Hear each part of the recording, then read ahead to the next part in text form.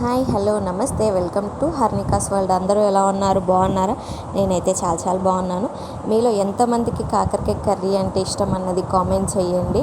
అలాగే ఎంతమందికి ఇష్టం లేదన్నది కూడా కామెంట్ బాక్స్లో చెప్పండి.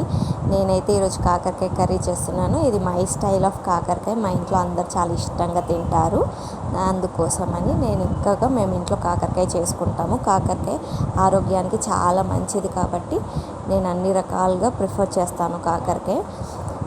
ఈరోజు అయితే మై స్టైల్ ఆఫ్ కాకరకాయ చూపిస్తాను, చూడండి. నచ్చితే తప్పకుండా ట్రై చేసి ఎలా కుదిరింది అన్నది కామెంట్ చేయండి. మనకేం పెద్దగా వంటలు రావు. ముందైతే కాకరకాయని రౌండ్గా కట్ చేసుకొని ఉప్పు పసుపు వేసి మంచి ఒక 5 minutes పక్కకు పెట్టి, తర్వాత రసం అంతా పిండి మంచిగా ఆయిల్లో కొంచెం వేయించుకోవాలి. షాలో ఫ్రై లాగా ఇంతసేపు చూపించాను కదా స్టార్టింగ్లో. అలా ఫ్రై చేసుకున్నాక కొంచెము మెంతులు జీలకర్ర నువ్వులు వేయించుకొని మిక్సీ పట్టి పెట్టుకోవాలి. తర్వాత ఇవన్నీ సిద్ధం చేసుకున్నాక ఇంకో ప్యాన్లో కొంచెం ఆయిల్ వేసుకొని పోపు దినుసులు వేసుకొని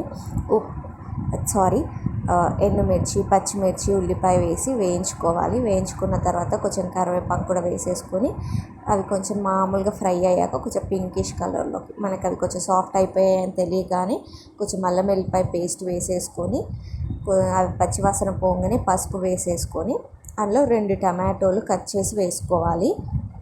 టమాటోలు వేసుకున్నాం కదా, 2 అంటే 2 చాలు. ఎందుకంటే చింతపండు రసం మ్యాండేటరీ కదా కాకరకాయ కర్రీ అంటే. కొన్ని ముందే నానబెట్టుకున్నాను, కొంచెం హాఫ్ లెమన్ అంత చింతపండు. ఇంకా అది మగ్గాక టమాటో స్కిన్ ఊడిపోతున్న టైంలో కొంచెం ఉప్పు కారం వేసి మూత పెట్టుకొని మగ్గించుకోవాలి. ఇంకా ఉప్పు కారం వేసుకొని మగ్గించుకున్న తర్వాత దాంట్లో మనం ఫ్రై చేసుకున్న కాకరకాయ, ఉప్పు కారాలు అయితే మీ టేస్ట్కి తగ్గట్టు వేసుకోవచ్చు, వాటికి మెన్షన్ ఏం లేదు. ఎందుకంటే ఈ కాకరకాయలో బెల్లం షుగర్ అలాంటివి ఏం యాడ్ చేయకుండా కాకరకాయ మంచిగా కుదురుతుంది. ఇంకా మనం ఫ్రై చేసుకున్న కాకరకాయ వేసుకొని మగ్గించుకున్నాక ఇలా గట్టిగా అవుతుంది. ఆయిల్ రిలీజ్ అవుతున్న టైంలో చింతపండు గుజ్జి మనము మిక్సీ పట్టుకున్న నువ్వుల పొడి ఉంది కదా, అది వేసేసుకోవాలి. నా ఎక్స్ప్లెనేషన్ కోసం డిస్టర్బెన్స్గా ఉంటే క్షమించండి.